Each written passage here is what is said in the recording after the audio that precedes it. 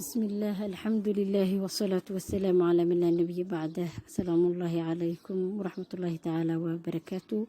ومركلي يولاشنا الله درتيس إذن جعل ما أنت وحن ربنا إن كهذا النهدو إلهي قدره هو يذا يؤسم فالكذا مركه الله أي مهد أو إذل أسقناتي إن كاس أو بني آدم كأبوري النفقرة intaa kadib waxaan shaki ku jirin qiimaha iyo kaalinta wax ku oolka ah ay hooyadu ku leedahay bulshada iyo ummadda dhexdeeda kaas oo dhammaanna qeybaha nolosha bini'aadamka saameyn ku leh. sidaas darteed qiimaha hooyada leedahay kuma soo koobi karno maqaal ama qoraal ama kelimad iyo maqaalo fara badan intaaba. ilaahay subxaanahu watacaala kitaabkiisa qur-aanka kariimka ah ayuu meelo badan uu kaga siiyey ama ayuu kaga hooyada uu kaga hadlay iyo dhibaatada ay soo marayso ay ka marto ubadkeeda. aayadda waxaa ka mid ah 15aad ee suuratul axqaaf. ilaahay wuxuu yidhi waxaan kula dardaaranay bini'aadamka labadiisa waalid u samafalid. waxay u qaaday hooyadu ayuu dhahay ilmaha si dhib ah una dhigtay si dhib ah waxayna ku siday uurka ayna nuujinaysayna 30 sano. al-aaya. marka sidoo kale rasuulkeeni suubanaa nabadgelyo naxariis dushiisa allaha yeelee ayaa maalin asxaabi weydiiyey cid ka mudan inuu u samafalo. rasuulkana waxa uu ugu jawaabay hooyada. mar labaad ayuu ku celiyey rasuulkuna waxa uu ugu jawaabay hooyada. mar saddexaad ayuu ku celiyey sidoo kale waxa uu ugu jawaabay hooyada. mar afaraadkii ayuu rasuulka waxa uu ugu jawaabay aabbaha cidda mudan in loo samafalo inuu yahay. halkaa marka waxay faahfaahinaysaa ama aan ka fahmaynaa xaqa hooyada iyo inta uu la egyahay. haddaynu ka hadalno hooyada iyo dhibaatada ay la soo martay ubadkeeda xiliyada kala duwan taa oo marmarka qaarkoodna nafteeda ay halis gelisho.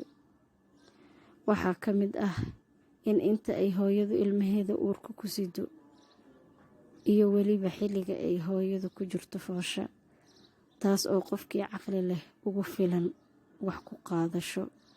intaas waxaa dheer waqtiga dheer ee ay hooyadu hurto abaabinta iyo korinta ilmaheeda. waxaa kale oo iyadana aan la hilmaami karin siday hooyadu ugu garab taagan tahay marka qof bini'aadamku qaangaaro ee uu ka hoos baxo oo ay war ka hayso ay la socoto mar waliba xaaladiisa oo haddii uu u faraxsan yahayna ay la faraxsan tahay xaqiiqatan ubadkeeda. haddii uu murugaysan yahayna ay ayaduna tahay mid murugaysan. hadduu bukana ay tahay mid ay bohliyo iyo hurdo la-aan ay ku dhacaysa.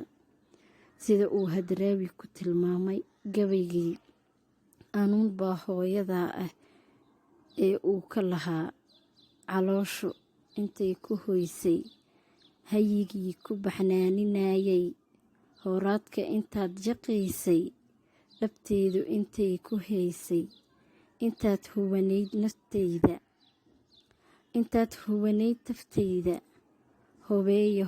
hobeyda intaan dusha kuugu heesay intaan hanad kuugu yeedhay hawraaraha kuugu ammaanay intaan hubin kugu xambaaray dartaa u hoggaansanaaday hadhuubada aan ku siiyey habniin adigoo ku diiday intaan hambo kuu daboolay hamuun iyo gaajo qaatay adoo habqabeel ku seexday intaan hurdo kuu ilaaway ilaashay hareerahaaga hunga i xasuusinaysa. cawaaqibka caasinimada waalidka. Qofka bini'aadamka ah waxaa waajib ku ah in uu u adeeco una samafalo waalidka, gaar ahaan hooyada, sida ayna farayaan aayado badan oo qur-aanka kariimka ah iyo axaadiis ka sugnaatay nabadgelyo naxariis dushiisa allah yeele.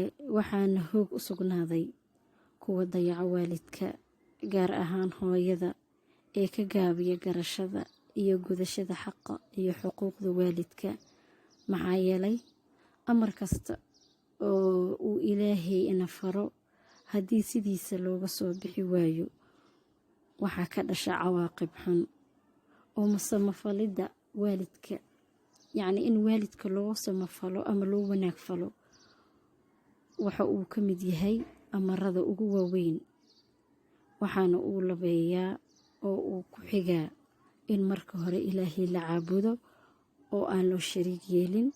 tan ku xigtana ay naqanayso in waalidka loo samafalo. haddaba marka cawaaqibta ka dhalan kartaa caasinimada waalidka, waxaa ka dhalan kara in qofku la kulmo maalinta qiyaame ciqaab iyo cawaaqib fara badan oo uu la kulmo. inta uu ufka joogana qofku waxa uu qaadanayaa habaar waalid, kaasoo qof caqli leh ku abuurta murugo, uu ka murugoodo caasinimadiisa. isagoo ta kale caasi waalidiinku waxay ka mid tahay, ama ku caasi waalidnimada waxay ka mid tahay 5 dambi ee ugu waaweyn dunuubta. intaa ayaynu ku soo koobaynaa ciwaankeena in kaga hadlaynay hooyada xuquuqda ay leedahay iyo u samafalideeda. inta aynu ku kulmi doono xalaqo kaleeto, intaa ayaynu ku soo koobaynaa. wa aquulu qowlii haadaa wa astaqfirullaha lii walakum. wasalaamu allaahi calaykum waraxmatullaahi tacaalaa wabarakaatuh. astawdicu allaha aladii laa tadiicu wadaa'icahu. bismi illaah, alxamdu lilaahi wasalaatu wasalaamu calaa man